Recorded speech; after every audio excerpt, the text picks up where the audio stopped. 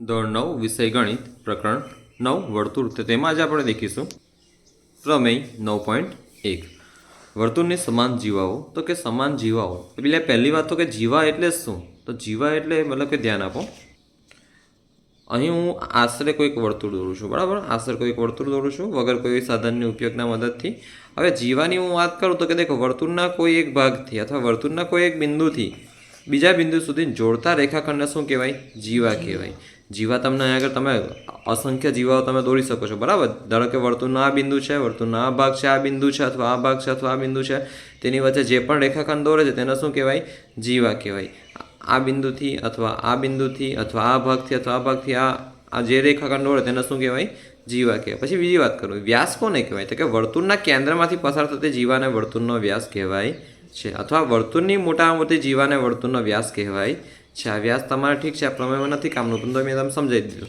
આ તમને કહેશો સાહેબ શું જીવાઓ આવી સીધી જ હોય આવી જ હોય તો કે ના આવી નહીં આવી પણ હોય જો અને પણ જીવાત કહેવાય ને આ વર્તુળના કોઈ એક બિંદુથી બીજા બિંદુ સુધી જોડતો રેખાખંડ છે અને પણ જીવાત કહેવાય ને આ વર્તુળના કોઈ એક બિંદુથી બીજા બિંદુને જોડતો રેખાખંડ છે તેને અને પણ જીવાત કહેવાય જો ઓકે એટલે ગમે તેટલી જીવાઓ તમે આમ દોરી શકો છો હા અસંખ્ય જીવાઓ તમે વર્તુળમાં દોરી શકો છો તો આ તમને ખબર પડી જીવાઓ એટલે શું ઓકે તો ધ્યાન આપો વર્તુળની સમાન જીવાઓ વર્તુળના કેન્દ્ર આગળ સમાન ખૂણા આંતરે છે પહેલી વાત સમાન જીવાઓ તમારે શું કરવાનું સરસ મજાનું વર્તુળ દોરવાનું અને વર્તુળ સાધનની મદદથી દોરજો કે જેથી એકદમ કમ્પ્લીટ દોરાય ગોળ દોરાય હવે દોરીને શું કરવાનું વચ્ચે જે કેન્દ્રથી તમે દોર્યું જેમ કે જે પણ ધારો હવે આપણે આ સાધનથી દોર્યું છે તો સિમ્પલ એનું કેન્દ્ર ક્યાં આવવાનું અહીં આવવાનું કેન્દ્ર અહીં આવવાનું છે જ્યાં કેન્દ્ર આવ્યું ને ત્યાં પેન્સિલથી માર્ક કરી દેજો અને ત્યાં ઓ બિંદુ નામ આપજો બરાબર તમે જે નામ આપો હોય તેવું નહીં કે તમે ઓ બિંદુ નામ આપો પછી શું કરવાનું કે સમાન જીવાઓ દોરજો જેમ કે એ બી છે અને મેં દોરી છે સીડી છે એ બી જીવા દોરી ને બીજી કઈ દોરી સીડી દોરી હવે દેખો વર્તુળના કેન્દ્ર આગળ સમાન ખૂણા આંતરે છે તો છોકરા તમે ધ્યાન આપો કે હવે દેખો એ બી અને સીડી આ ખૂણો બનાવવા માટે તમને ઓછામાં ઓછા બે એંગલ તો હોવા જોઈએ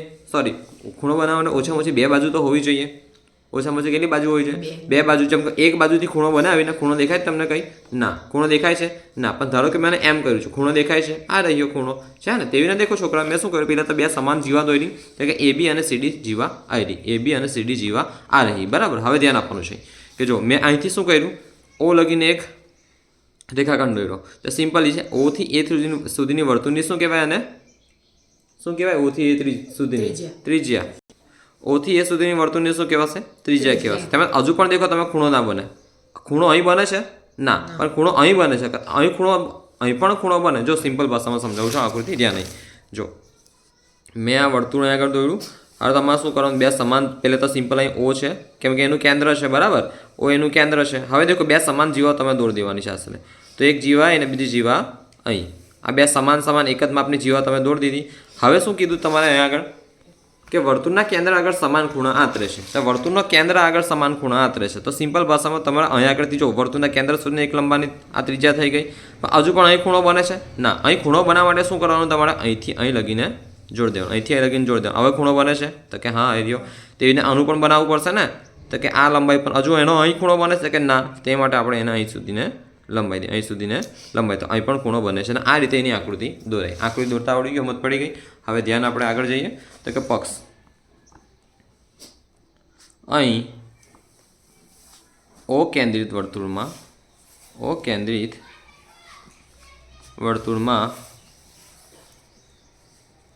બે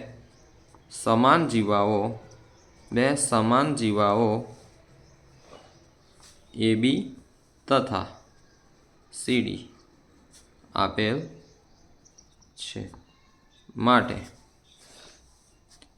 એ બી બરાબર સીડી થાય માટે એ બી બરાબર સીડી થાય ઓકે હવે સાધ્ય તો કે સાધ્ય જે આપણે સાબિત કરવાનું તેને સાધ્ય અથવા ટાર્ગેટ કહેવાય અંગ્રેજીમાં એને ટાર્ગેટ કહેવાય તો સાધ્ય શું કરવાનું છે કે વર્તુળના કેન્દ્ર આગળ સમાન ખૂણા આંતરે છે તો વર્તુળનો કેન્દ્ર તો કે વર્તુળનું કેન્દ્ર આવ્યું તો કે આ ખૂણો કેવો થવો જોઈએ સરખો થવો જોઈએ તો ખૂણો એઓ બી બરાબર ખૂણો સીઓડી હવે સાબિતી તો કે સાબિતી માટે આપણે સૌપ્રથમ શું કરીએ છીએ કોઈ પણ ત્રિકોણ અહીં વર્તુળમાં તમને દેખાય તો લઈ લેવાના અને તેની વિશે વિચારવાનું નહીં ફક્ત સાબિત પણ કરવાનું છે આગળ કે ત્રિકોણ એઓબી અને ત્રિકોણ એઓબી અને ત્રિકોણ સીઓડી વિશે વિચારતા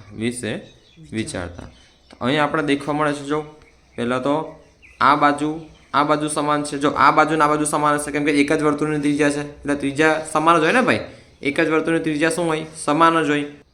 એક જ વર્તુળની ત્રિજ્યા સમાન કેવી રીતે હોય તે તમને સમજાવું. જો દેખો હવે આ ઓથી લઈને સી સુધીનું અંતર છે ને, આ કમ્પ્લીટ અંતર થઈ ગયું. હા, હવે આ અંતર આપણે માપીએ તો અહીં માપીએ તો અહીં ધ્યાન આપો, આપણે અહીં 0થી માપીએ તો 0થી માપીએ તો અહીં આપણે 3.5ની આસપાસ આવે છે. જો 3.5ની આસપાસ આવે છે ને. ઓકે, આ દેખો પેન્સિલ થોડી ટૂંકી પડે છે બાકી 3.5ની આસપાસ આ આવી જાય છે ને. આ 3.5ની આસપાસ જો 0થી લઈને અહીં 3.5ની આસપાસ આવે છે. અહીં આટલામાં આવતું હશે. અહીં આટલામાં આવે છે. અહીં આટલામાં આવે છે ને 3.5ની આસપાસ. જો અહીં 3.5ની આસપાસ કંઈક આવે છે. જો ફરીથી માપીએ ધ્યાન નહીં. જો આ થઈ ગયું 3.5ની આસપાસ આવે છે. ઓકે, 3.5 થોડું 3.4 સમથિંગ આવે છે. હવે આપણે આને માપીએ, આ બીજા વર્તુળની, આ બીજા એની વાત કરો તો આ પણ દેખીએ આટલું જ થાય છે, આ પણ આટલું જ થાય છે, આ પણ આટલું જ થાય છે. મતલબ આપણને ખબર પડે કે એક જ વર્તુળની ત્રિજ્યા કેવી હોય? સમાન હોય. બરાબર છે છોકરાઓ? તો ધ્યાન આપો હવે આગળ. તો અહીં ત્રિકોણ AOB અને COD વિશે વિચારતા, AOB અને COD વિશે વિચારતા AB બરાબર શું થાય? CD. OB બરાબર અથવા OA બરાબર OC અથવા OB બરાબર OD. OA બરાબર OC. બે અલગ અલગ ત્રિકોણની કમ્પેરિઝન કરવાની છે ને આપણને. તેમાં આપણે દેખવાનું શું શું સમાન છે. નાક સમાન છે, કાન સમાન છે, આંખ સમાન છે. તો દેખવાનું કે આના બંને કયા અંગો છે? OA અને OC સમાન છે. પછી OB અને OD સમાન છે. OB બરાબર OD. આટલું તો તમે લખ્યું પણ તમારી સાઈડ પર શું લખવાનું? OA બરાબર OC. તો કે એક જ વર્તુળની ત્રિજ્યા છે ને, એક જ વર્તુળની ત્રિજ્યા છે ને, એક જ વર્તુળની ત્રિજ્યા સમાન હોય. એક જ વર્તુળની ત્રિજ્યા. હવે દેખવાનું આ OB, જો OA બરાબર OC થઈ ગયું, એક જ વર્તુળની ત્રિજ્યા. તેમાં OB ને OD પણ એક જ વર્તુળની ત્રિજ્યા છે. તો તે પણ લખી દેજો, એક જ વર્તુળની ત્રિજ્યા. આટલું લખાઈ ગયું, સમજ પડી? એક જ વર્તુળની ત્રિજ્યા. હવે જો AB બરાબર CD ક્યાં તમને કીધું છે? પક્ષમાં કીધેલું છે અને તમને રકમમાં આપેલું કે વર્તુળની સમાન જીવો તો જીવા સમાન જ છે. તો AB બરાબર CD તમારે લખવાનું પક્ષ મુજબ છે ને. આટલું થઈ ગયું. આથી બાજુ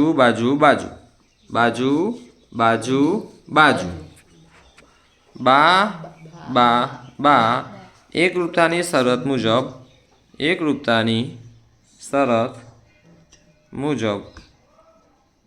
બે ત્રિકોણો કયા છે આપણા?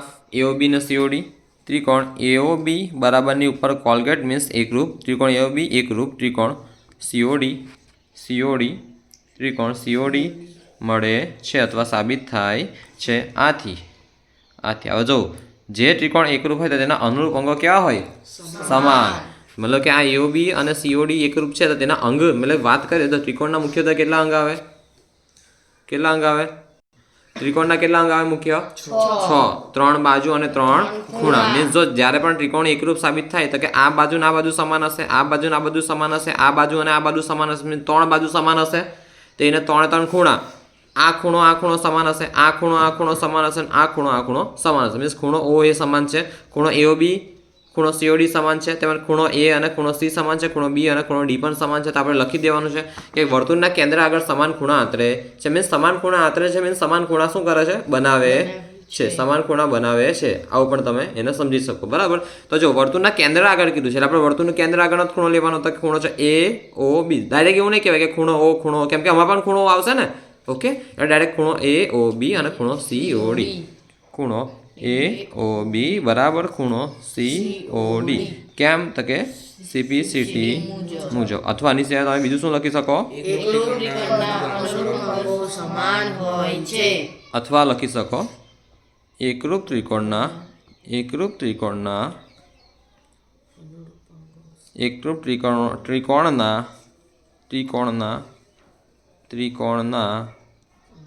અનુરૂપ અંગો સમાન છે અથવા સમાન હોવાથી. કોઈ વાંધો નહીં, સમાન હોવાથી. બરાબર? AOB બરાબર COD જે સાબિત થાય છે. સમજ પડી ગઈ છે? ઇઝી, કંઈક અઘરું છે આમાં?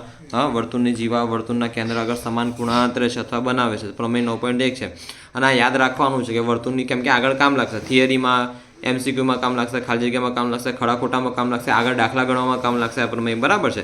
પહેલી વાત તો શું કરવાનું? તમારે આકૃતિ બનાવતા શીખવાની. જો વર્તુળની બે સમાન જીવાઓ આપીએ તો સમાન જીવાઓ સમાન જીવાઓ દોરી નાખવાની, વર્તુળની જીવાઓ દોરી નાખવાની. હવે કીધું છે કે ઓ કેન્દ્રિત વર્તુળના બે સમાન જીવાઓ AB તથા CD આપેલ છે. તો કે AB બરાબર CD થશે, AB બરાબર CD થશે. અને સાધ્ય શું છે કે કેન્દ્ર આગળ આંતરતા ખૂણા કેવા હોય છે અથવા કેન્દ્ર આગળ બનેલા ખૂણા કેવા સમાન બતાવવાનું છે. તો ખૂણો AOB બરાબર ખૂણો COD બતાવવાનું છે. અને હવે બે ત્રિકોણ દેખાય છે, AOB દેખાય છે અને COD દેખાય, તેની વિશે વિચારતા તો કે આ બાજુ સમાન છે. કેમ? તો કે એક જ વર્તુળની ત્રિજ્યા, તેમજ આ OB અને OD સમાન છે. કેમ? એક જ વર્તુળની ત્રિજ્યા. અને AB અને CD પણ સમાન છે. કેમ? તો કે આપણે પહેલેથી પક્ષમાં આપેલું છે કે વર્તુળની સમાન જીવાઓ. થઈ ગયું પક્ષ મુજબ. તો બાબા એકરૂપતાની શરત મુજબ એકરૂપ મળે છે અને આથી AOB બરાબર COD થાય છે. કેમ? તો CPCT મુજબ અથવા એકરૂપ ત્રિકોણના અનુરૂપ અંકો શું હોય છે? સમાન હોય છે, જે સાબિત થાય છે. પડી સમજ?